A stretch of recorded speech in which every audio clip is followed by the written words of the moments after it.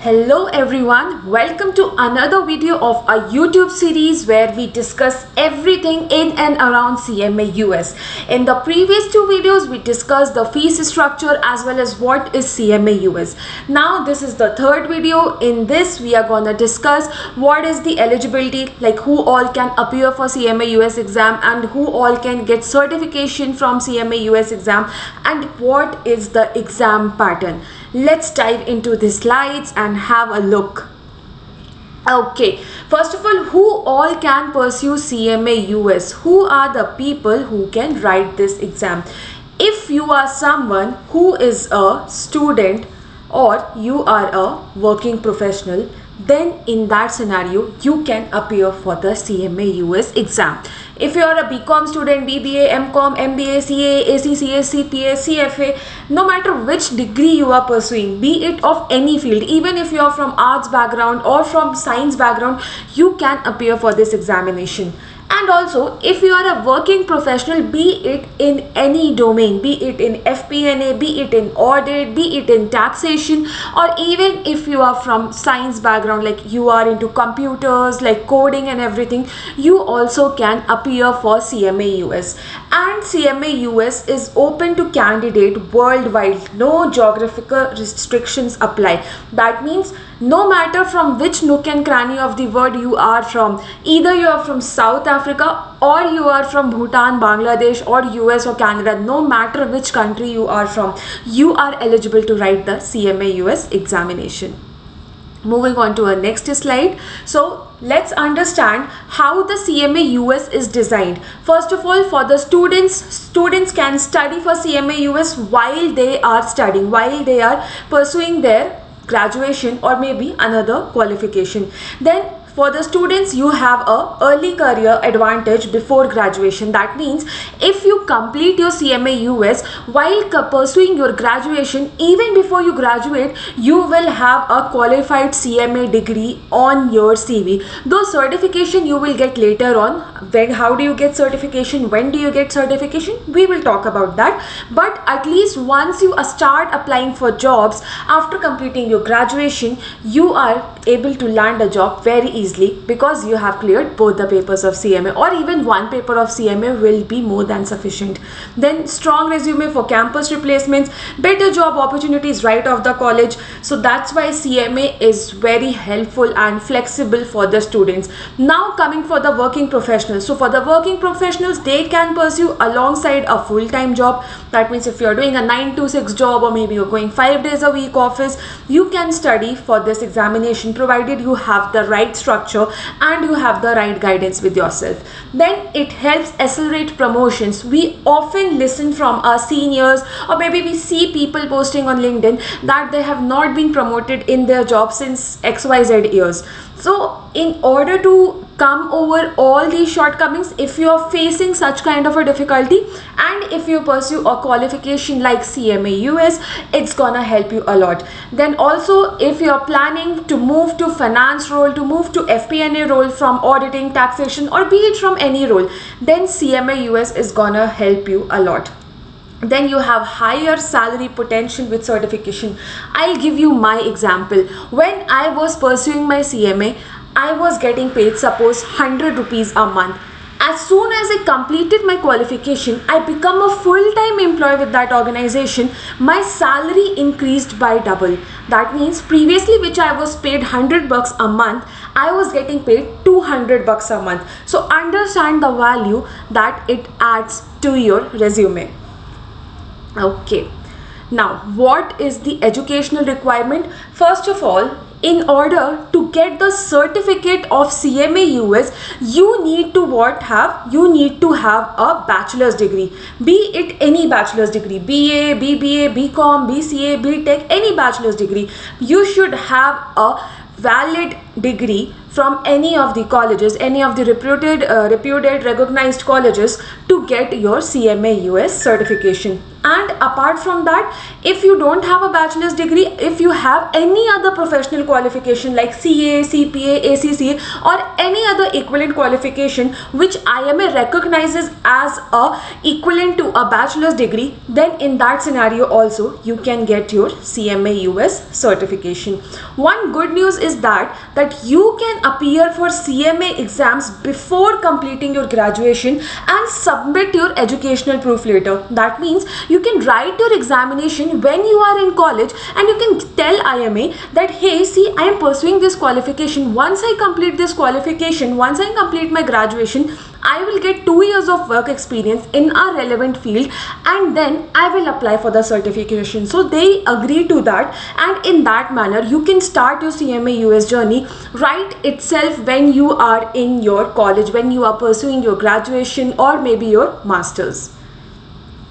Now, work experience requirement. As I spoke about a few moments ago, that you need to have a relevant work experience in a particular accepted experience areas so that you can get your CMA US certificate. Now, what are these accepted experience areas? So it should be in accounting, finance, budgeting, auditing, financial analysis, and cost management. I mean, any of these areas where you are using some of the technical knowledge which you have acquired by the virtue of this qualification in your day-to-day task, then you can submit your work experience proof to the IMA. They will just cross check it and then they will give you your CMA US certification.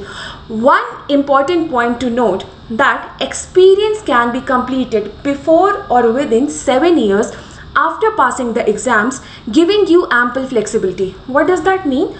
This means that suppose I have completed my CMA US in year 2020. So I should file, or maybe I should apply for my certification before 2027. That means within a span of 7 years, so that they agree to that okay, I have gained relevant years of experience, and then only they are gonna do what? They are gonna issue my CMA US certification. So this point is very important for us to note. But again, we have enough time with us, but considering the enough time we have in our hand, we should not take it for granted and start working as soon as we are done with our qualification.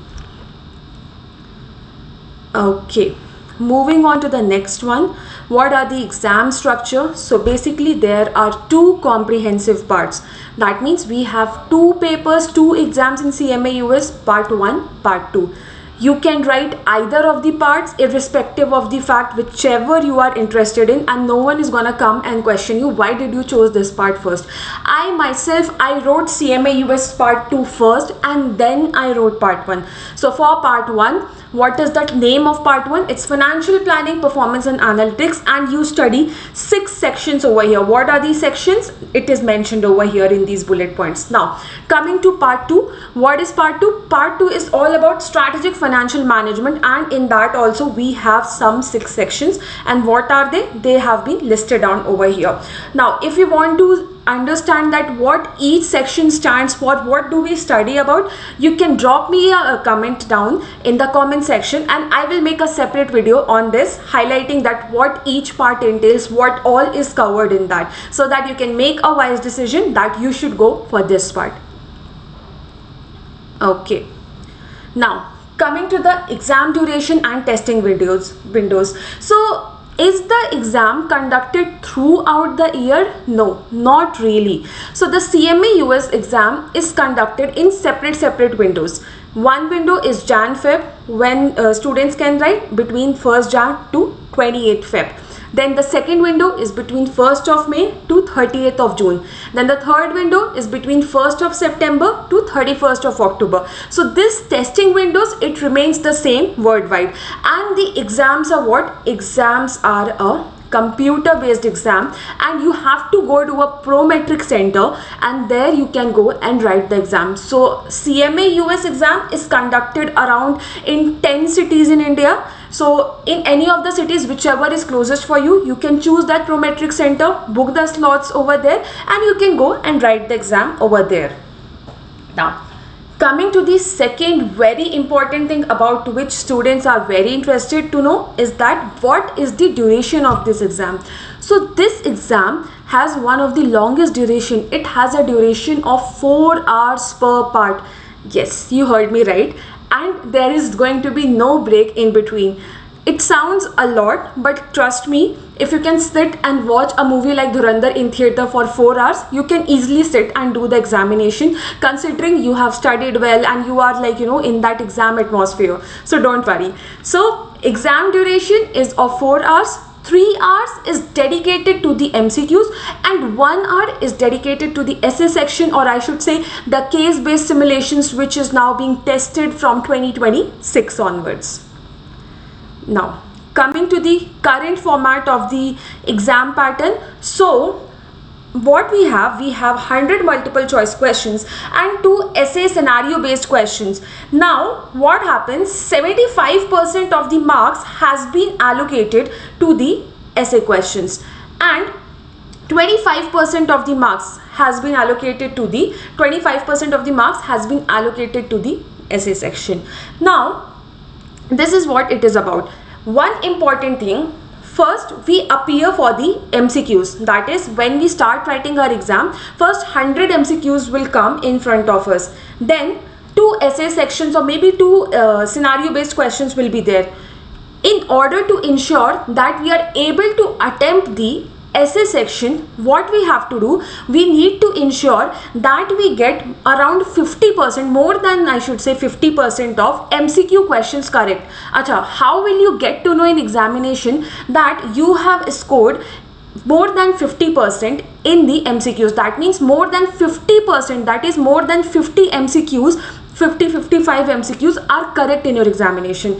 So once you submit your MCQs, if the essay section opens, that means that your essay section has opened, that means that your MCQs are more than 50% correct. However, sometimes unfortunately for some of the students, what happens, the essay section does not open, so for them the exam ends then and there only, and when the exams results are being released, at that time they will get their report card highlighting that okay, what has been wrong, what went wrong, and everything was will be discussed to you or maybe communicated to you via an email by the IMA.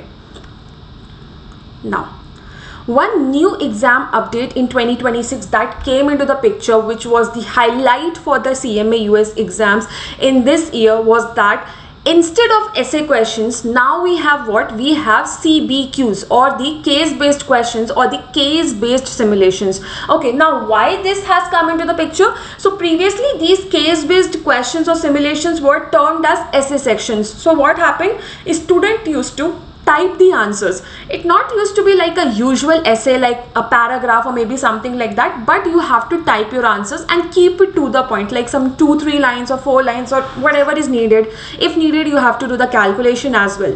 So in order to avoid that chaos for the students, so what they have done, now you will have business case scenarios, like you have to solve realistic business problems, or maybe you have to do a numerical entry, like you just have to simply use your keyboard and do a certain calculation and just input the numbers over there. Then there is going to be drag and drop tasks, so arrange and categorize financial concepts interactively, that you have to do, or maybe there could be multiple select questions. I know it sounds overwhelming, so don't get scared. What I understand is that these things are like, they are just a combination of 5 to 6 MCQs. Now, what is the pass score? So in order to clear your CMA US exam, you should score at least 360 marks out of 500. That is, you need to score 75% of the total marks. So yeah, this is in a nutshell all about the CMA US exam pattern and eligibility.